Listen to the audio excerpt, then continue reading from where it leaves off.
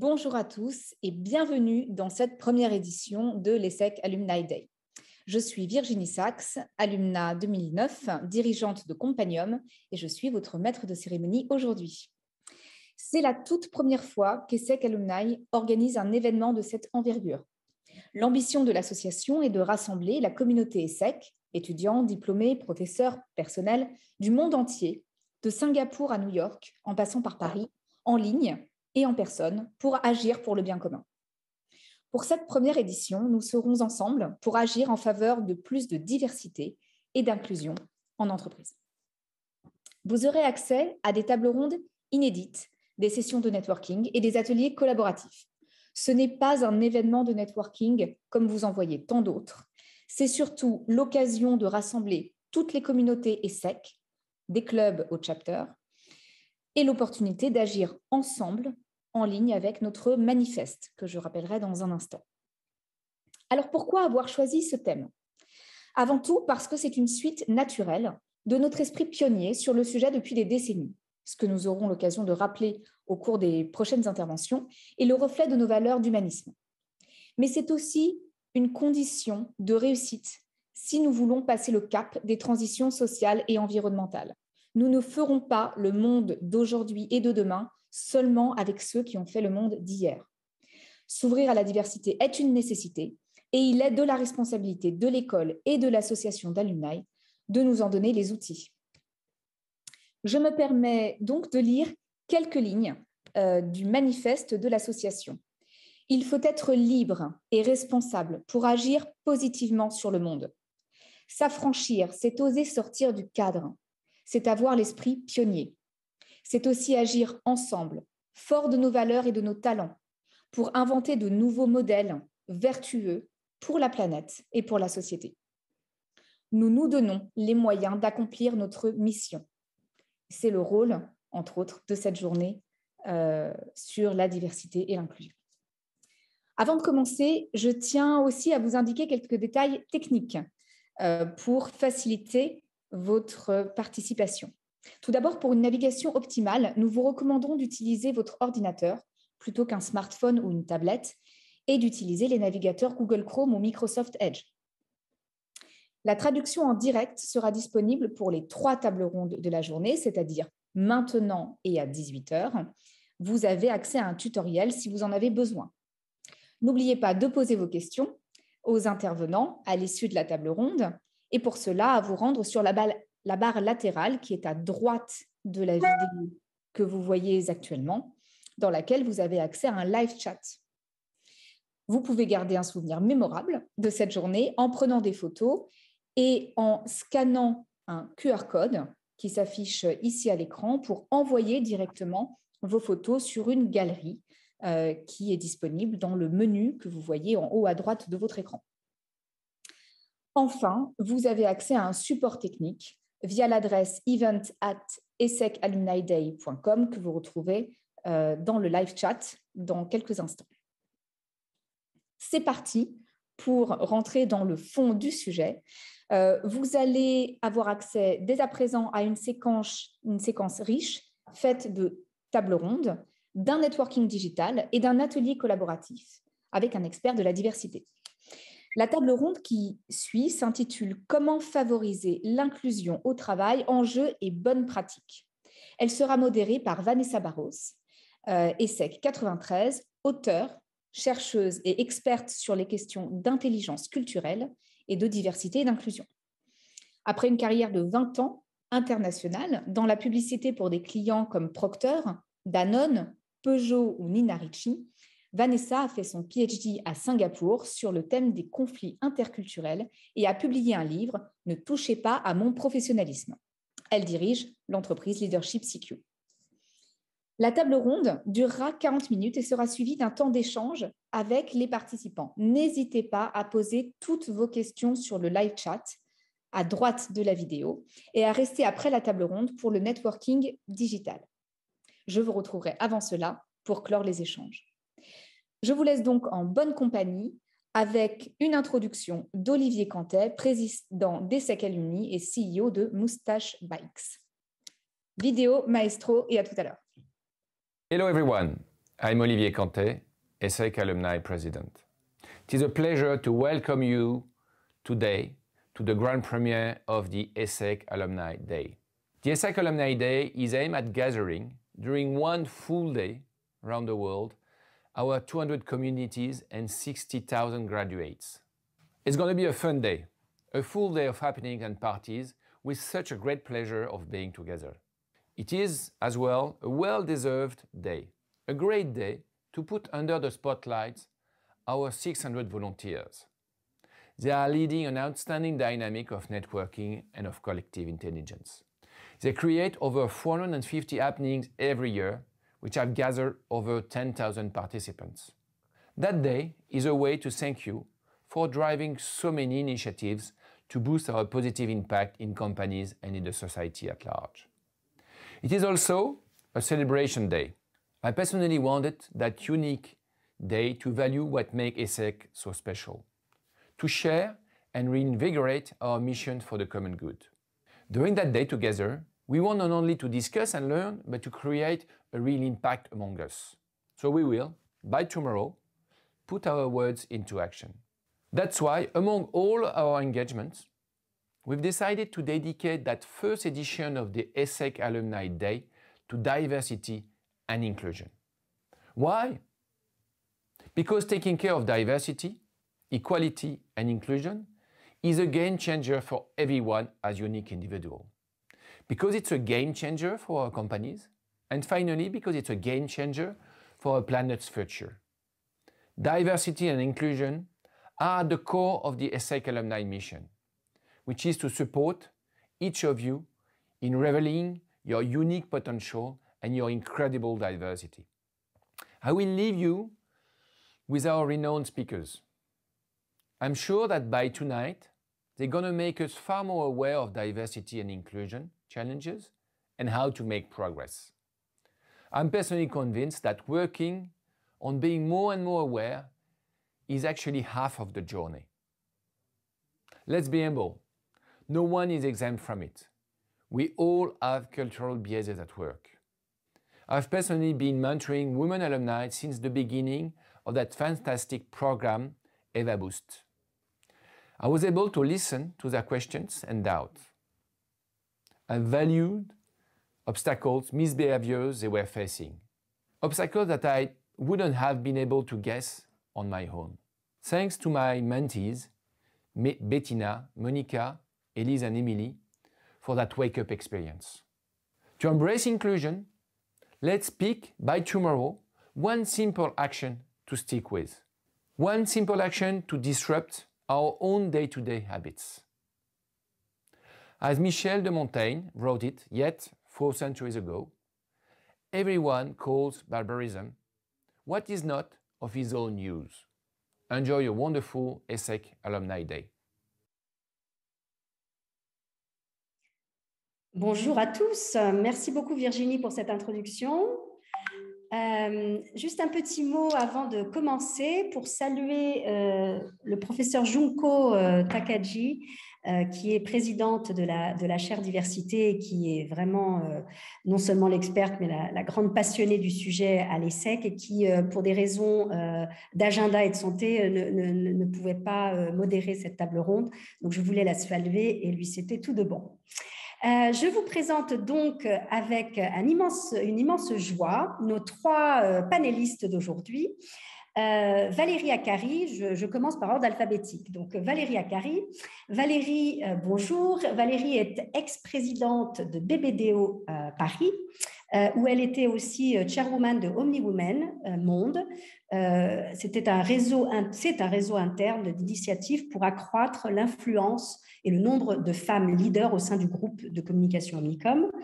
Valérie a fait toute sa carrière dans l'industrie de la communication en France. C'est elle qui m'a embauchée chez Saatchi, je le précise, et à l'international, d'abord donc chez Saatchi, puis chez BBDO. Présidente de BBDO Paris de 2005 jusqu'en octobre 2021.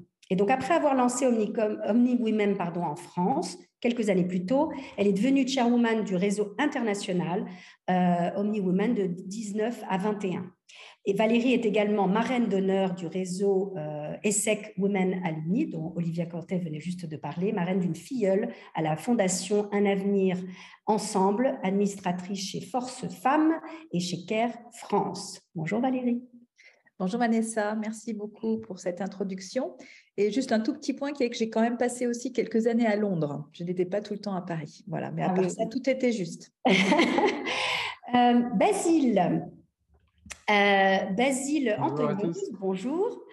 Alors Basile, lui, est de la promotion ESSEC 2018. Il a débuté sa carrière en conseil en stratégie chez Laurent Burger, où il est désormais Case Team Leader, spécialisé en secteur public.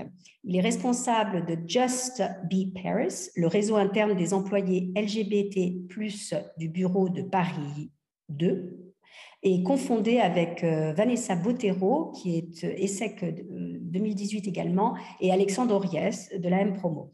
Working Out, le premier programme de mentoring en France pour les étudiants et jeunes diplômés LGBT+. Bonjour. Bonjour, merci. Je suis très heureux d'être là, surtout pour parler de ces sujets. Ça fait très plaisir, donc hâte de la suite.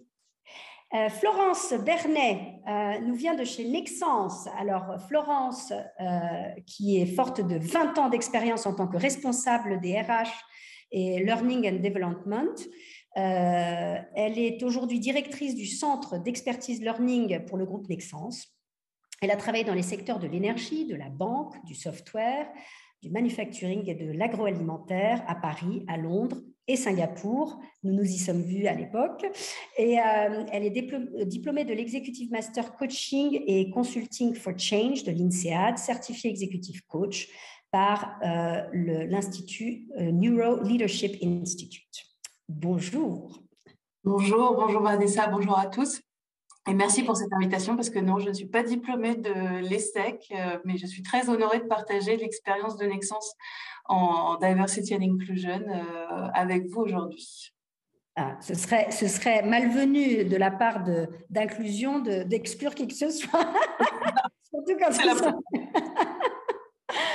Alors, justement, Florence, commençons par toi. On va aborder trois sujets aujourd'hui. La stratégie comme source de performance, la stratégie D&I comme source de performance. On va parler de best practice et puis on va parler, et ça c'est très, très, très important, et c'est aussi un sujet qui est venu ce matin avec la table ronde Asie, sur le rôle essentiel du leadership. Alors Florence, le groupe français Nexence pour lequel vous travaillez, derrière deuxième, si je ne m'abuse, deuxième câbleur électrique au monde, a beaucoup investi dans la D&I au point de l'inclure dans son modèle opérationnel. Donc, est-ce que vous pourriez nous dire un peu plus?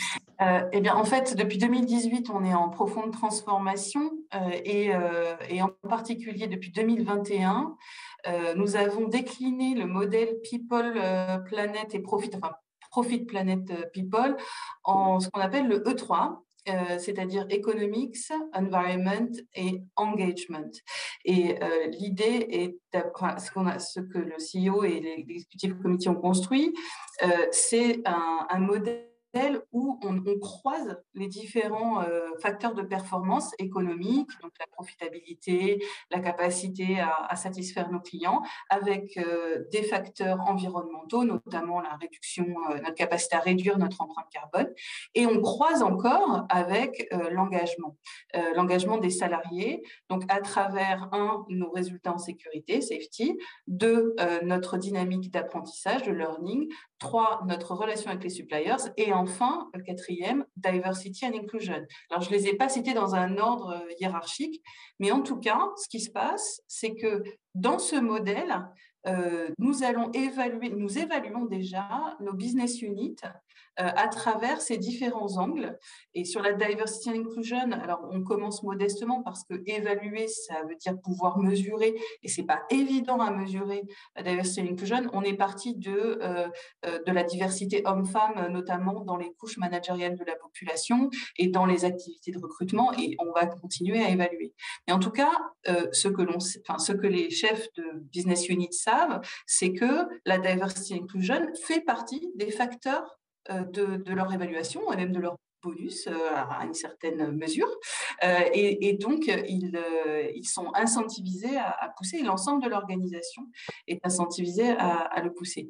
Et évidemment, ce n'est pas juste comme ça. C'est-à-dire qu'on a suivi les recommandations des différents consultants et chercheurs sur la question, et l'on sait qu'à la fois une entreprise qui est diverse et qui promeut l'inclusion, c'est une entreprise qui est plus proche de ses clients, et on est une entreprise mondiale, donc on a des clients mondiaux de diverses origines, et c'est une entreprise qui est plus innovante, qui est plus performante, qui a des meilleurs résultats. Ça, c'est les études de Crédit Suisse qui le disent. Donc on fait ça en toute intelligence par rapport à la partie économique, c'est à la partie environment. Génial. Merci beaucoup, très impressionnant. Alors, je manque à tout venir de voir. Je voulais qu'on précise tout simplement la notion de diversité et d'inclusion pour qu'on soit tous un peu sur le même terrain d'entente. Donc, diversité, on parle d'une palette extrêmement large, et c'est vraiment les diversités de nous tous. Nous venons tous avec notre individualité. Et donc, des entreprises vont travailler sur la mixité, l'équité homme-femme. Il va y avoir les cercles LGBT, on va parler d'orientation genrée, on va parler d'orientation sexuelle, on va parler de neurodiversité, hein, donc et de handicap. On va parler aussi de diversité acquise, statut social, statut familial, et puis toutes les différences psychologiques. Un extraverti, un introverti, c'est deux personnes qui vont communiquer de façon tout à fait différente en réunion, et pouvoir donner la parole à tout le monde est très important. J'en viens à la notion d'inclusion. Donc, la diversité, c'est vraiment ce spectre large que certaines entreprises abordent par priorité. Hein, il faut bien commencer quelque part, et puis étendent le spectre. Et puis, l'inclusion, c'est véritablement, alors si je faisais une métaphore, la diversité, ce serait d'inviter tout le monde autour de la table, des gens très, très divers autour de la table. Et l'inclusion, c'est véritablement qu'ils puissent venir tels qu'ils sont et qu'ils puissent parler, manger comme tous les autres. Donc, vraiment, cette notion d'empathie, de compréhension des uns et des autres, et de collaboration pour tirer le meilleur parti de l'intelligence collective. Et le soft skill qui permet d'y arriver, de passer de diversité à inclusion, c'est vraiment cette intelligence interculturelle, cette intelligence culturelle. Et comme le disait Florence, finalement, quand on commence à faire de la diversité et de l'inclusion, le bénéfice est tout bon, puisqu'on comprend mieux ses consommateurs, on comprend mieux ses fournisseurs, on comprend mieux ses clients, et donc ça a beaucoup d'avantages. Donc voilà, maintenant que j'ai fait cette mini parenthèse, je voulais donner la parole à Basile pour savoir comment, chez Roland Berger, vous intégrez la D&I aux axes stratégiques. Oui, merci beaucoup. Déjà pour la définition, aussi, je pense que c'est très important d'avoir pas que diversité et inclusion, je pense que c'est très important d'avoir les deux.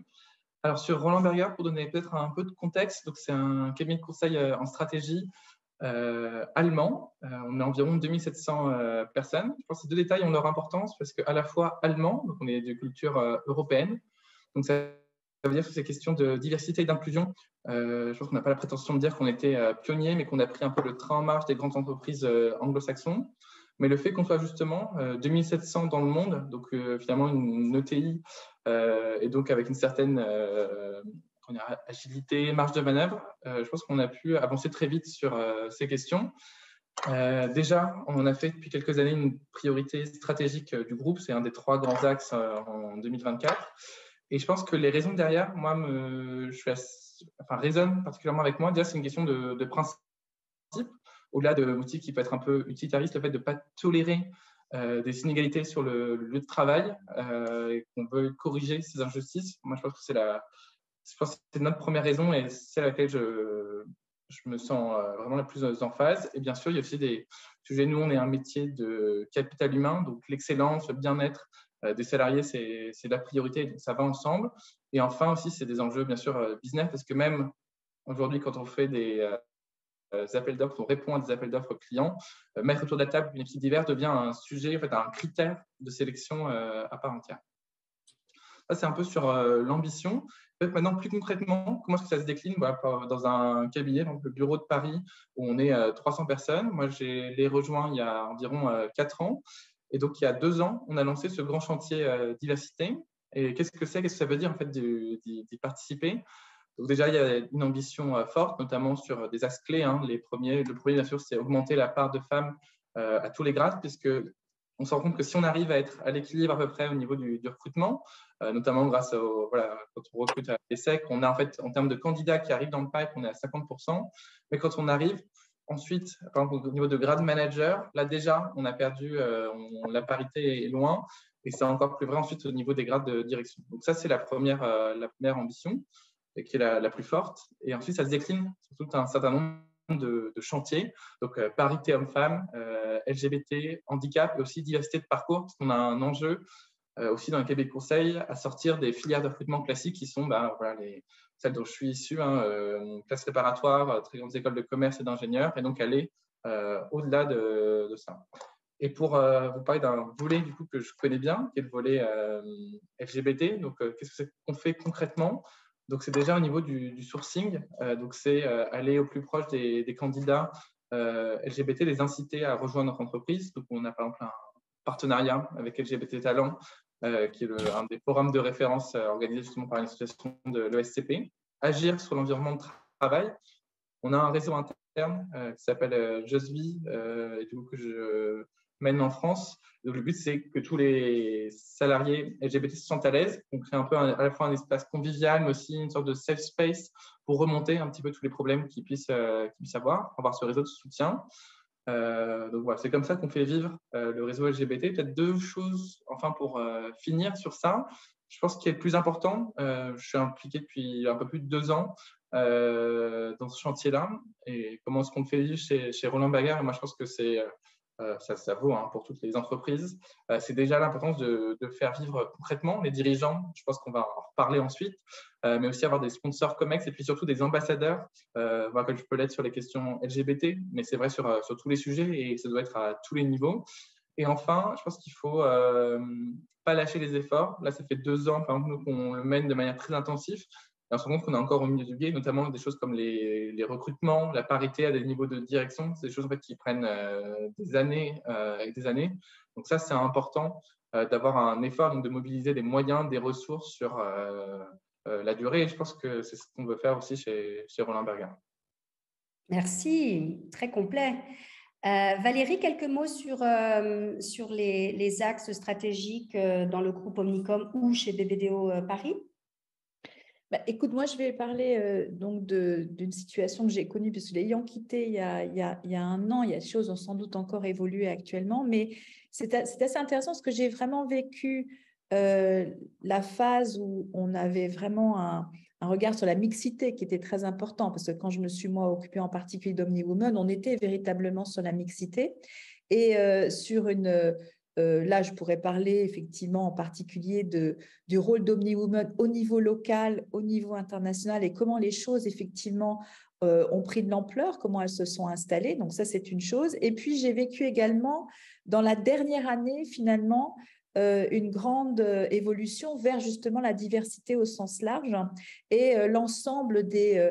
on a parlé, alors comme j'étais beaucoup avec les États-Unis en ayant pour le coup sur OmniWoman un rôle également global, il y avait également tout ce qui était autour de l'inclusion, je dirais, qui passait. Alors il y avait les Noirs américains, les Asiatiques, etc. Et finalement, ce qui était intéressant, c'est que ce qui a fonctionné très vite et très bien, ça a été de mailler tout cela assez naturellement. Je vous donne un exemple. Dans les idées qu'on avait eues en 2021, puisque comme tout le monde avec le Covid, on a changé nos façons de faire et finalement, on a pu faire énormément de Zoom, de Teams et avoir finalement une ampleur beaucoup plus grande dans la façon dont on communiquait et on créait des ponts entre les gens et la communication entre les gens.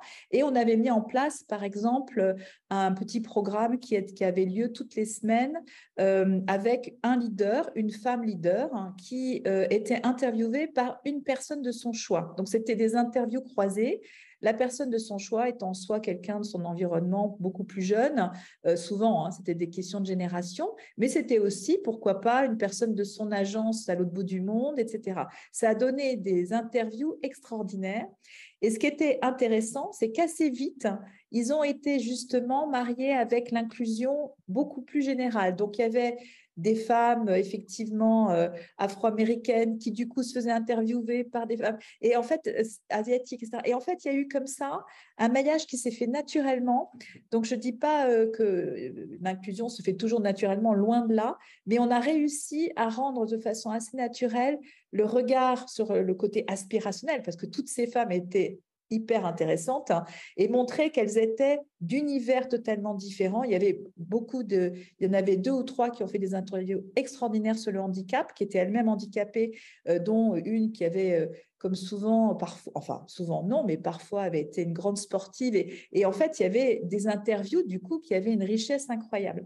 Donc l'humain et la mise en valeur comme ça de ces portraits, finalement, ça a été une façon assez, je dirais, naturelle et un peu rapide, finalement, de créer de l'inclusion, alors qu'on partait d'un schéma qui était plutôt juste les femmes. Voilà. Donc, c'est une idée comme ça, avec une volonté toujours de suivre un calendrier, parce que dans une culture américaine, il y a le calendrier de la vie, le 8 mars, le mois des LGBT, le mois également des Asiatiques, etc. Et donc, ça nous a permis finalement de créer un calendrier de la vie d'inspiration et d'inclusion assez naturel. Très, très, très, très inspirant aussi. Alors, moi, ce que je retiens des choses que vous avez dites jusqu'ici, au niveau stratégique, vraiment, que la D&I soit au cœur, que ce soit l'épine dorsale finalement et le driver de performance, et que ça puisse être évalué finalement au niveau des business units, au niveau des bureaux, pour que ce ne soit pas quelque chose de souhaité, de bon enfant, d'éthique uniquement, mais que ce soit aussi un vecteur de performance. Donc ça, et puis ensuite, à travers les différents outils dont vous avez parlé, on sent déjà qu'il y a les KPI, qu'il y a au niveau recrutement un effort pour accroître la diversité. Et c'est vrai que quand on pense à nos LinkedIn, par exemple, je veux dire, on a tous des réseaux qui nous ressemblent beaucoup si on ne fait pas un effort délibéré pour ouvrir. Et donc, le travail dont vous parlez, Basile, pour justement que certains cercles soient au courant, finalement. Si je ne vais pas délibérément vers certaines cibles, elles n'auront peut-être pas accès à l'offre d'emploi que j'aimerais mettre sur le marché. Et puis, donc sur les KPI, le côté aussi finalement performance individuelle au sein de l'entreprise qui fait prendre les choses assez au sérieux par tout le monde finalement et qui a des implications même au niveau des bonus comme on l'a vu avec vous Florence, et puis sur d'autres exemples dont on a parlé, Richemont, Schneider, etc. C'était exactement ce même modèle. Un autre point que j'aimerais souligner, parce que vous en avez parlé à plusieurs reprises, c'est le modèle américain, le modèle européen, Basile insistant sur le fait que vous étiez un groupe finalement allemand. Et je pense qu'il y a beaucoup à apprendre, et c'était aussi beaucoup le thème de la table ronde en Asie, et de faire un distinguo et d'être aussi très intelligent culturellement sur la diversité. Et la diversité et l'inclusion n'est pas la même partout, les priorités ne sont pas les mêmes partout, et la façon de l'aborder n'est pas la même partout. Et donc, quand on est dans des cultures très individualistes qui sont les cultures européennes ou américaines, il va y avoir un côté finalement de présentation de l'individu. Quand on est dans des sociétés un peu plus collectivistes, il va y avoir un besoin d'harmonie qui fait que les démarches vont être peut-être moins verbales, moins abruptes, je dirais. Et ce que j'ai retenu aussi, Valérie, c'est cette notion d'un calendrier. Alors, je n'avais pas entendu la notion de calendrier de vie, mais j'aime beaucoup aussi la notion d'un calendrier inclusif.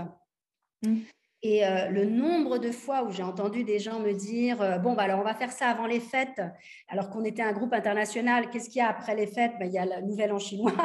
On ne pense pas toujours à ces différences.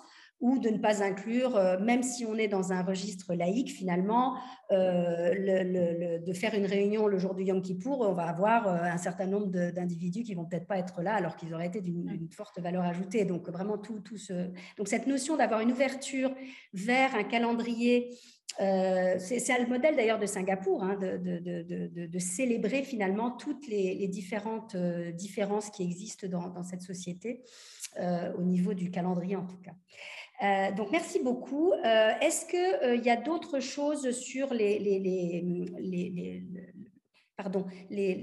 tactiques pratiques? Et Florence, peut-être vous avez des choses à nous dire sur la formation, parce que l'éducation est très, très importante.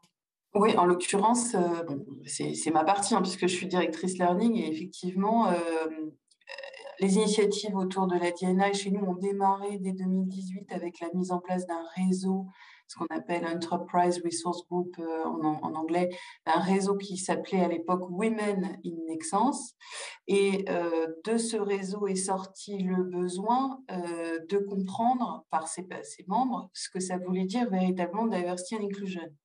De ce besoin, nous l'avons pris au niveau corporate avec la directrice de l'innovation sociale, Hélène Poussin, et la personne en charge du projet D&I. Et nous avons construit une formation qu'on appelle Awareness Programme, donc un D&I Awareness Programme, c'est-à-dire prise de conscience. Et c'est très important aussi, de la façon dont on l'a abordé de façon très humble, et notamment tu mentionnais, Vanessa, dans les définitions, moraliste, pas moraliste, il ne s'agit pas de ça, et c'est un terrain qui peut être glissant aussi, donc on y est allé très prudemment. Ce qu'on a voulu faire, donc, c'est équiper des concepts de base notre corps social. Et en particulier, donc, ta première audience, c'est le corps social qu'on appelle connecté, enfin, les gens les managers, les techniciens en usine qui ont accès à un ordinateur, donc à travers un programme digital, et de leur faire prendre conscience de pourquoi Nexence s'engageait dans la diversity and inclusion, dans la diversité et l'inclusion, donc, et notamment à travers notre politique qu'on a lancée en même temps. Donc, quel était le raisonnement? Ensuite, quels sont les obstacles à la diversité? Alors, qu'est-ce que c'est la diversité et l'inclusion? Donc, la définition. Quels sont les obstacles? Et ça, je vais y revenir. Et puis, quelles sont les pratiques au jour le jour qui permettent de favoriser la diversité et l'inclusion? Alors, sur les obstacles, on a beaucoup travaillé dans ce parcours sur les biais inconscients. Mais avant de dire vous avez des biais inconscients, on a commencé par dire, en fait, attention, parce qu'on vit tous dans une bulle. On est tous mentalement en train d'évaluer des situations en un quart de seconde et à prendre des décisions en fonction de choses qu'on connaît déjà. Donc, on est biaisé de cette manière-là. Et donc, la première demande qu'on fait aux apprenants et aux salariés Nexence, c'est de ce qu'on a appelé ça pop your bubble, c'est-à-dire sortez-vous de votre bulle, quoi. Réalisez que vous êtes dans une bulle et que autour de vous, il y a des choses qui sont différentes et que les personnes ont des perspectives différentes. Alors, cette histoire de perspective, on l'avait déjà inclue dans notre training de management qui s'appelle Manage Me Up. Donc, c'est un pilier de ce training de dire à l'apprenant, en fait, ton collaborateur, il a une autre perspective que toi. Bon, donc, on a continué comme ça sur cette lignée-là. Et puis, à partir de là aussi, on a expliqué que tout le monde avait des biais, que la question n'était pas d'être débiaisé, parce que c'est impossible, mais c'est de pouvoir au moins avoir une certaine conscience qu'ils existent et les manager. Et ensuite, on est allé sur quelles sont les pratiques au quotidien. Alors, on avait bien sûr un petit e-learning qu'on a exploité, mais surtout, on a fait témoigner des gens de l'entreprise à travers des petites vidéos qu'on est allé récupérer via Teams d'ailleurs, sur ça veut dire quoi gérer la diversité et l'inclusion au quotidien chez vous. Et donc, on a aussi montré à travers ces vidéos que ça existait déjà, qu'il y avait déjà des choses qui se faisaient, c'est-à-dire qu'on ne partait pas de zéro. Voilà. Donc, on a construit tout ce parcours avec aussi des questions-réponses, des sondages, donc beaucoup d'interactions avec les apprenants, ce qui nous a permis de récupérer aussi des données sur leur perception du sujet. Et on a publié ce parcours en juin avec évidemment une campagne de communication. Et ce qu'on a décidé de faire, c'était de ne pas le rendre obligatoire. C'est-à-dire qu'on a décidé qu'il fallait qu'il soit sollicité par les gens. On voulait voir combien de personnes allaient le faire de façon volontaire sans qu'on les oblige à le faire, comme on pourrait le faire dans notre Compliance Week chaque année. Et là, on a été très agréablement surpris. À l'époque, on avait 7500 apprenants sur notre plateforme digitale. Le premier mois, on a eu 1000 personnes qui ont fait le cours. Donc, plus de 10% dès le départ l'ont fait. Et puis, progressivement, on a continué à faire des campagnes. Là, on arrive à 2000 et quelques. On fait des traductions. Donc, au fur et à mesure des traductions, on a de plus en plus de gens qui le font parce que c'est dans leur langue locale. Et on est très content parce qu'on a pu montrer à l'ensemble des managers qu'il y avait une demande pour ça. Et on continue l'initiative avec, en 2023, un atelier pour les opérateurs, parce qu'on est une entreprise avec des usines, donc des opérateurs qui n'ont pas l'accès au learning digital, ce qui est une autre problématique de la diversité et de l'inclusion sur laquelle je travaille. En tout cas, des ateliers en face à face aussi, ce sont des modalités qui conviennent mieux à cette population. Et pour les managers et les RH, des ateliers qu'on appelle Inclusive Recruitment, qu'on a construit d'ailleurs avec l'aide de Vanessa, pour permettre de partager les meilleures pratiques en termes de recrutement, depuis la rédaction de l'annonce jusqu'à l'accueil de la personne dans l'équipe, pour qu'on aille chercher plus de diversité dans les profils et qu'on sache les inclure une fois qu'on a le courage de recruter des gens qui sont différents de nous. Donc, c'est tout un programme qu'on met en place sur plusieurs années et qui, pour l'instant, récolte beaucoup de satisfaction des apprenants, des collaborateurs. Voilà, on est assez fiers et c'est surtout quelque chose qu'on a fait en interne, puisqu'à part l'aide de Vanessa sur Inclusive Recruitment, on a tout fait en interne. Voilà. Merci. Alors, beaucoup des points qui ont été évoqués, finalement, s'associent à l'andragogie, qui, à l'inverse de la pédagogie, s'intéresse vraiment à l'adulte. Et trop souvent, dans les formations, finalement, on reprenait les modèles classiques d'apprentissage. Et dans ce que dit Florence, il va y avoir le libre arbitre, laisser le choix aux individus, c'est très très important, leur faire comprendre pourquoi ils font les choses, ne pas les culpabiliser. Il y a beaucoup de discours là sur les biais inconscients, et il y a des gens qui parfois le prennent comme « Ah mon Dieu, mais alors on est tous mal intentionnés ». Pas du tout. Notre mode de survie, on a été programmés comme ça, c'est comme ça qu'on a pu évoluer en tant qu'êtres humains, c'est en étant extrêmement je cours ou je me protège, ou quelque chose est dangereux ou ne l'est pas, quelque chose qui me ressemble va éventuellement être plus accueillant que quelque chose qui est plus différent. Et donc tous ces réflexes-là sont des réflexes de survie. Et comme on les a toujours, et le professeur Junko Takahashi travaille là-dessus aussi, de dire mais enfin il faut qu'on soit conscient. Et donc comme le travail revient et que notre naturel revient au galop, c'est un travail délibéré, en effet, qui requiert… Alors, pour parler justement du naturel parfois qui revient au galop, ou des mauvaises pratiques, ou peut-être des écueils, des freins, Valérie, dans l'expérience OmniWoman, on a parlé de choix de choses qui fonctionnaient bien. Est-ce qu'il y a aussi dans votre parcours des moments où franchement c'était moins facile et où il y aurait eu des difficultés que vous ayez rencontrées? Alors, je dirais que peut-être la principale difficulté, c'était de montrer que finalement, justement, un réseau, une équipe, parce qu'on dit réseau, parce que là, on parle au niveau global, mais quand ça existait aussi au niveau du pays, parce que c'était très autonome finalement, hein. Il y avait des actions globales qui étaient formidables, mais il y avait surtout aussi beaucoup d'organisations locales. c'était finalement de ne pas donner le sentiment que c'était fermé. C'est-à-dire qu'on retrouve exactement ce qu'on vient de se dire, c'est qu'à partir du moment où vous créez un groupe autour des femmes, de fait, beaucoup d'hommes déjà vont le regarder avec méfiance et vont se dire ah bah ça c'est les femmes. Ça peut mener à des remarques d'ailleurs. Parce que bon, la façon de se défendre, c'est de faire des remarques qui peuvent être parfois même sexistes. On a entendu des choses qui étaient pas bien, clairement, et en même temps, il fallait aussi se rendre compte de ça. C'est-à-dire qu'à la fois, c'était pas sympa de faire des remarques désagréables, mais en même temps, ça voulait dire qu'ils se sentaient exclus et qu'il y avait quelque chose à travailler. Donc là-dessus, il y a plusieurs choses. Je dirais que la première, ça a été de se dire qu'effectivement, il fallait de toute façon rester un groupe de femmes, mais ouvert à l'appui des hommes, ceux qui avaient envie de venir pour travailler sur des sujets, quand il y avait tout d'un coup une réunion et qu'il y avait des sujets. Et au contraire, là, ça a totalement, je dirais, été bénéfique de pouvoir créer des ponts très forts et d'accueillir. Et la deuxième notion qui a aussi bien fonctionné, c'est quand on avait des sujets vraiment qui étaient stricto sensu sur je dirais, des idées pour améliorer la vie des femmes. Parce que ça aussi, il y a eu des choses intéressantes qui étaient très concrètes. Il y a eu un petit groupe, par exemple, qui s'est constitué sur qu'est-ce qu'on peut faire en interne pour améliorer la vie des femmes.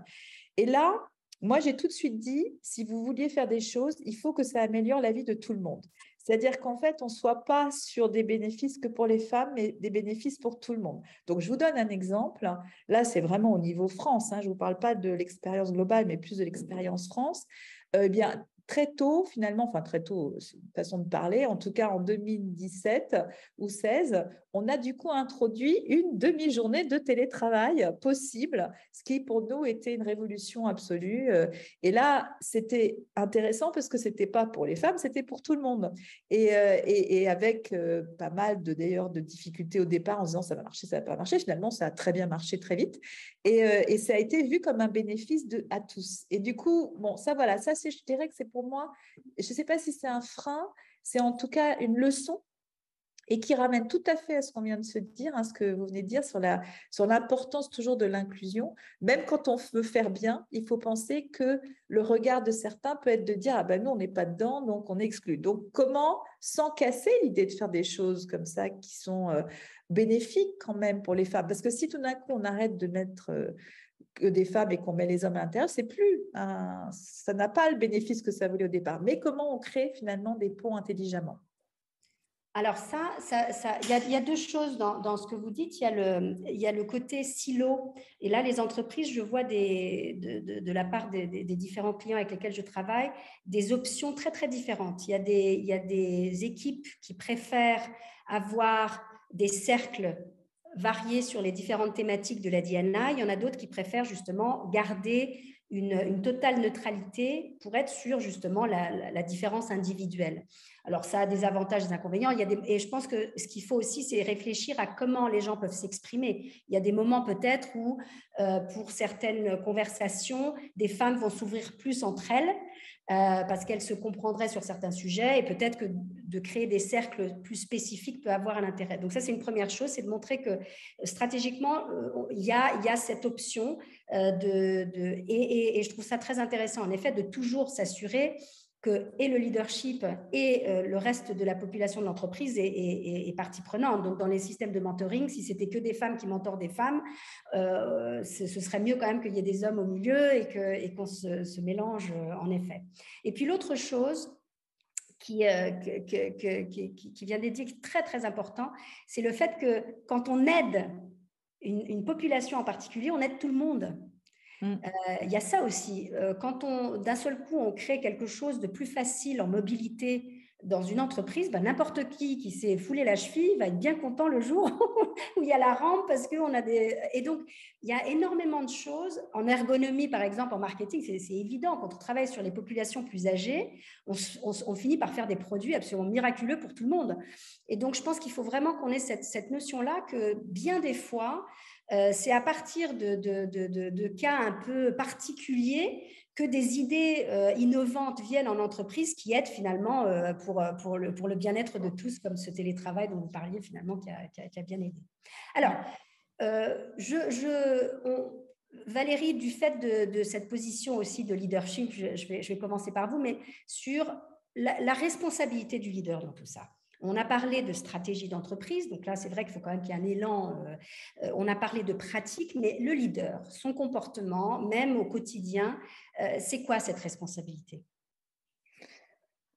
J'ai peur d'enfoncer des portes ouvertes, en fait. C'est-à-dire qu'il est bien évident que le leader doit avoir un comportement exemplaire dans sa capacité, à un moment donné, à lui s'entourer, je dirais, de son cercle le plus clair, enfin, le plus proche, dans une diversité importante.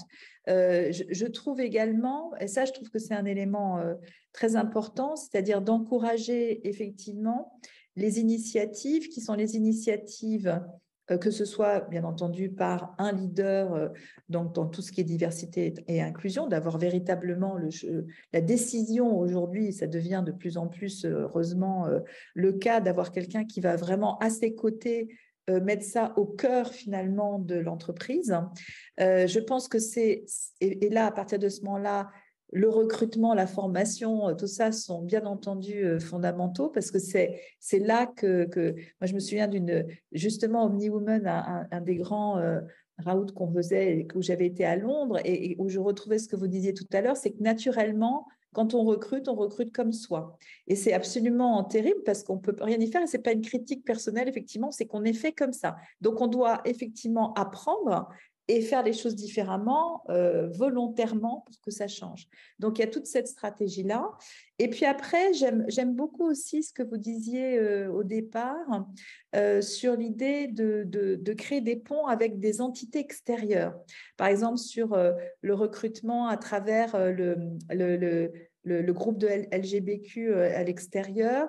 Moi, j'ai vécu ça, par exemple, je connais bien les Déterminés. Je ne sais pas si vous connaissez cette association de Moussa Camara qui travaille énormément sur des jeunes des banlieues pour les aider effectivement à créer leur société. Mais il a aussi un pan de son activité de plus en plus qui est d'aider les entreprises à justement avoir accès, etc. Et à faire en sorte que l'inclusion se passe bien, pour que ce ne soit pas justement, vous allez recruter quelqu'un, mais une fois qu'elle est recrutée, finalement, on ne fait plus rien. Donc, il y a tout ça. Je trouve que ces ponts extérieurs, et ça, je trouve qu'un leader qui vient dynamiser cette ouverture à la fois donc par l'interne avec le côté transformation des recrutements, des formations, le comportement, etc., mais aussi ouvrir et ne pas avoir peur de l'ouverture et d'avoir des vrais éléments, je pense que c'est important. Je pense que cette idée du calendrier d'inclusion, j'aime bien calendrier d'inclusion, donc sur le calendrier des célébrations, est une idée absolument formidable parce que moi, je l'ai vu en pratique et c'est vrai on ne fait pas d'erreur, mais au-delà de ne pas faire d'erreur, on va célébrer naturellement de l'inclusion au fur et à mesure de l'année en trouvant des moyens finalement naturels de mettre tout d'un coup le regard sur je dirais, une pratique, une culture, un moment et avec la capacité de prise de parole, parce qu'il y a dans toutes les entreprises, il y a des moments où on prend la parole, que ce soit le lundi matin, dans des boards, etc.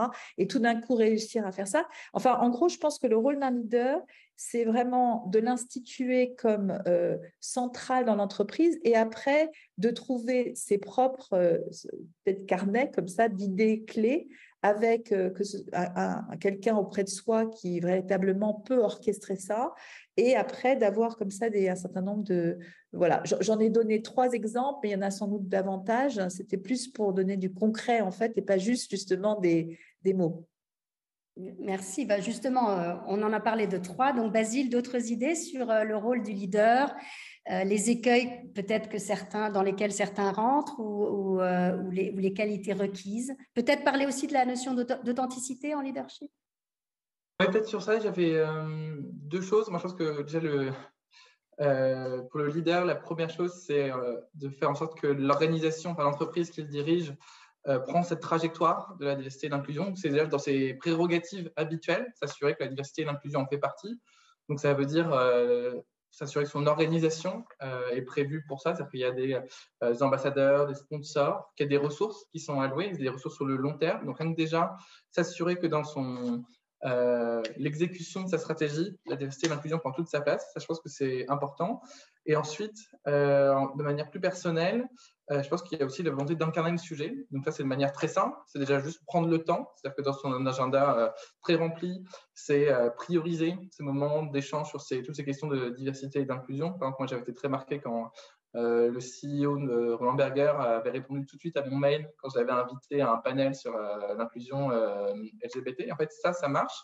Parce qu'il avait beaucoup de choses à faire, sûrement très urgentes, mais prendre le temps, c'est important.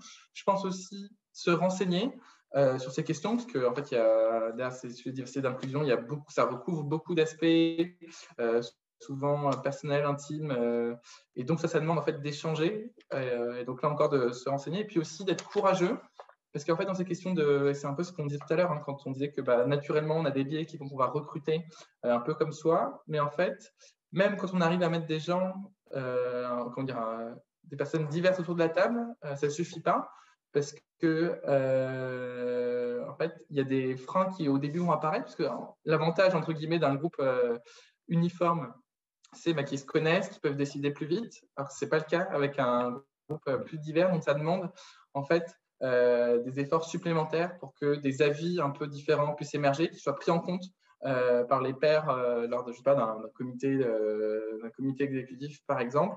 Donc là, je pense que ça demande aussi du courage également de la part d'un leader. Florence? Oui, alors si je peux me permettre, dans le rôle du leader, tu parlais d'écueils, Vanessa. Et en fait, il y en a deux que j'ai identifiés au cours de mon expérience.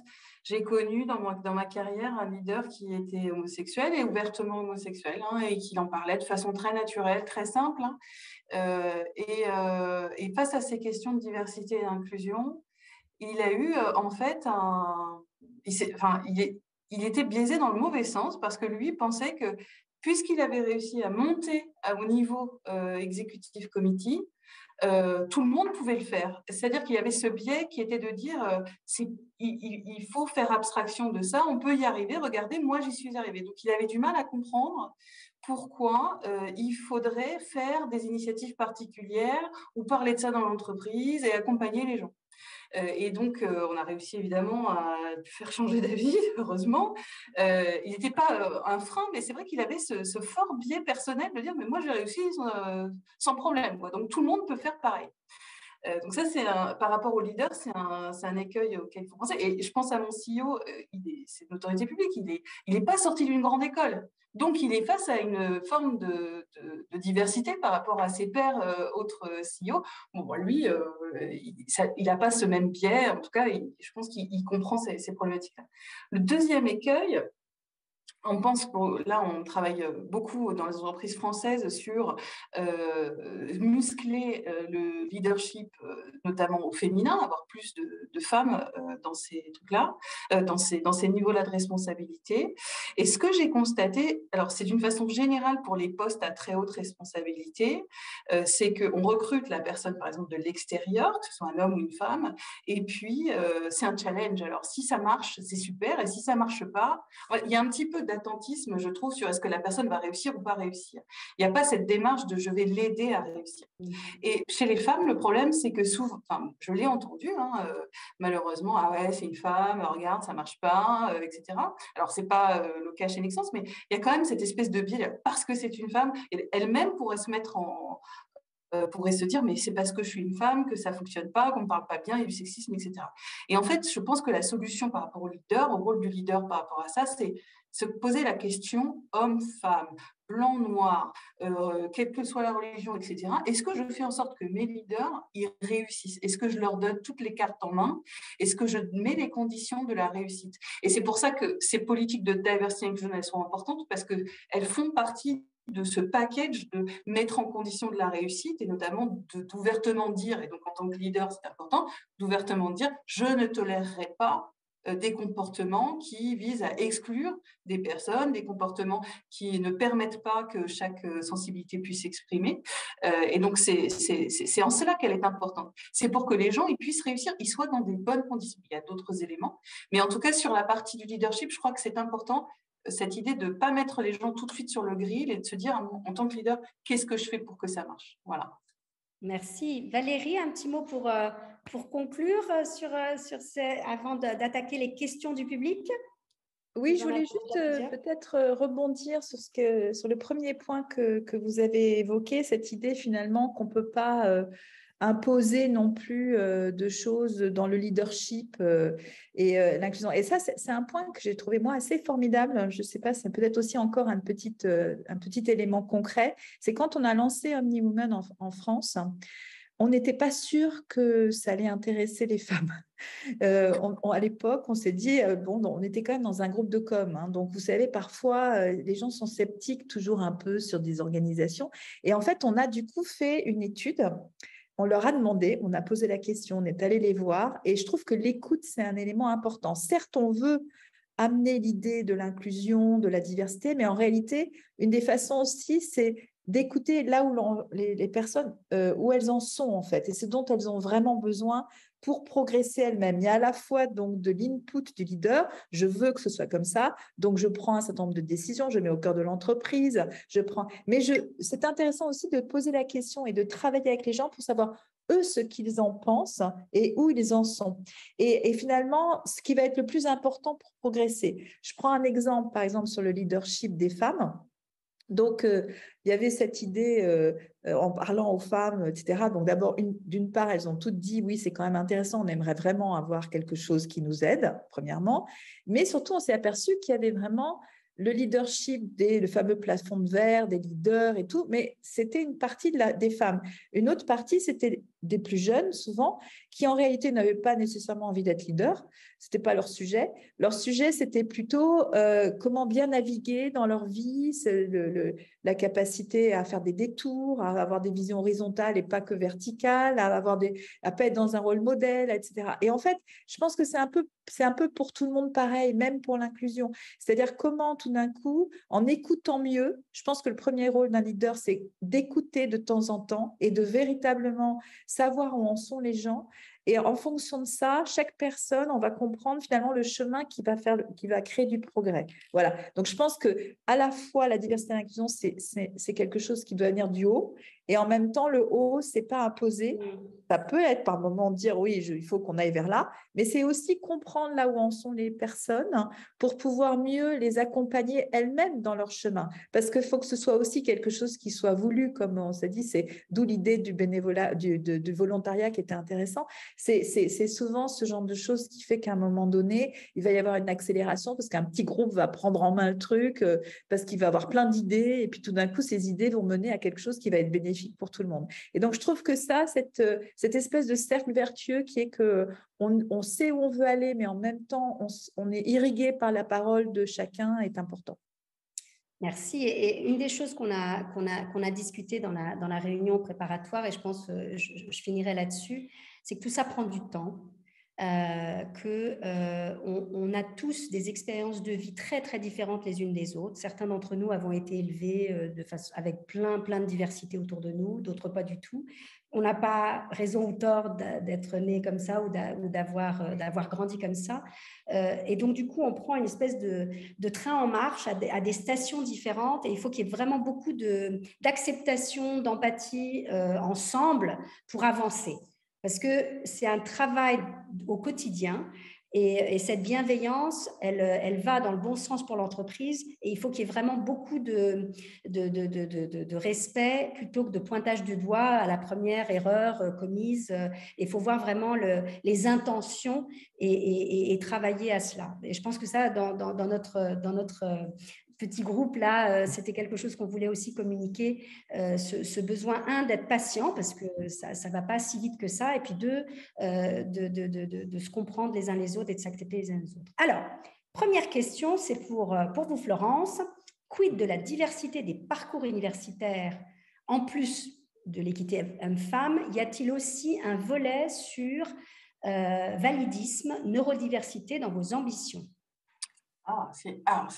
Oui, effectivement, très bonne question. Alors, sur les parcours universitaires, donc nous, on est une entreprise qui n'est pas parmi les plus connues en France, et donc, de fait, on n'attire pas forcément les grandes écoles aussi rapidement, mais c'est vraiment une richesse, je dois avouer. Puis on est dans le manufacturing, l'industriel. Enfin, vous savez que l'industrie s'est effondrée sur ces 10 dernières années, donc on a du mal quand même à attirer. Donc du coup, on a eu pendant un moment, au moment où je suis arrivée, puis ça a changé avec l'arrivée de Chris Guérin, mais on avait encore beaucoup de polytechniciens à la tête de l'entreprise. C'est plus tout le cas. Voilà. Et donc, il y a beaucoup plus de diversité et on ne se mesure pas à notre diplôme. Il y a 25 ans, quand j'ai commencé à bosser chez EDF, il y a quelqu'un qui s'est présenté à moi en disant « je suis centrale telle année ». Non, chez nous, ça ne se produit pas. Alors, vous posez la question de la neurodiversité. Alors, le validisme, je ne suis pas sûre d'avoir la même définition que vous, mais en tout cas, moi, ce que je peux dire, c'est que là, puisqu'on a beaucoup travaillé la question de la diversité homme-femme, comme étant une diversité qui touchait 50% minimum de notre population, en fait un peu moins puisqu'on est une entreprise industrielle. Donc on donne des thématiques chaque année. La prochaine thématique, je sais que ça va être sur le handicap. Et c'est une vraie question. Parce que, par exemple, récemment, Nexence France fait un audit sur notre façon d'accueillir les handicapés et ils m'envoient un mail en me disant « Votre plateforme de digital learning, elle est accessible aux handicapés ?» Et moi, qui suis à fond dans le sujet, je réalise que j'en sais rien, en fait. Je n'en sais rien. Donc là, voilà, sur cette question du handicap, on va s'y atteler pendant l'année 2023. On n'a pas encore déterminé exactement les activités qui sont liées. Sur la neurodiversité, je pense que c'est un sujet qui ne nous a pas encore atteint, mais qui devrait, parce que on voit bien, il y a beaucoup de... Moi, je travaille beaucoup sur le sujet, sur notamment la gestion des hypos, mais aussi les hypotential. Parfois, ce sont des gens qui sont au potentiel intellectuel. Je ne sais pas si si on peut parler comme ça, mais en tout cas, qui ont des façons de penser différentes, qui sont mus par des façons de travailler différentes. Donc ça, c'est un sujet qui m'intéresse, mais qui n'est pas encore vraiment visible dans l'entreprise. Je pense que c'est un vrai sujet. Vous avez bien fait de poser la question. Sur la neurodiversité, c'est vraiment la thématique la plus récente, je dirais, dans la sophistication des entreprises. Juste pour parler de best practice, l'entreprise qui m'a le plus impressionnée se trouvait en Écosse et ils ont un bureau technologique où quelque employé qu'il soit arrive et on lui pose la question de quels sont vos besoins. Et en fonction de ça, notamment sur des questions de dyslexie, on va trouver des softwares de dictée. Ils ont une palette extraordinaire de réponses immédiates à des sensibilités diverses et variées. Et ce qui est très intéressant aussi sur la question du handicap, c'est qu'on se rend compte de plus en plus que l'autisme peut être un profil extrêmement intéressant sur des tâches répétitives en usine. Et il y a de plus en plus de travail qui est fait sur ce sujet. Alors, ça demande un accompagnement parce que, par exemple, au niveau sonore, peut-être que c'est des personnes qui vont avoir besoin d'un casque, etc.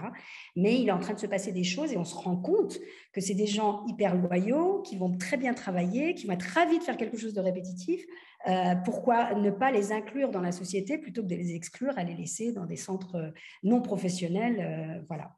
Et je crois que le sujet va commencer à monter, ne serait-ce que parce que dans la communauté entre guillemets parentale, moi je connais énormément de gens dont les enfants ont été diagnostiqués dyspraxiques, dyslexiques, etc. Je fais même partie alors que mes enfants n'ont pas ça, mais par intérêt, je fais partie d'un compte Facebook autour du sujet.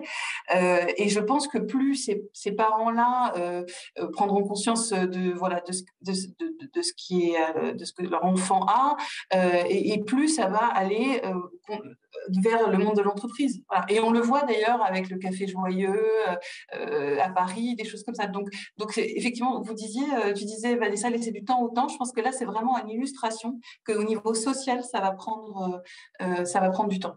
Et ça va arriver. D'autant que ces sujets étaient tabous. Voilà.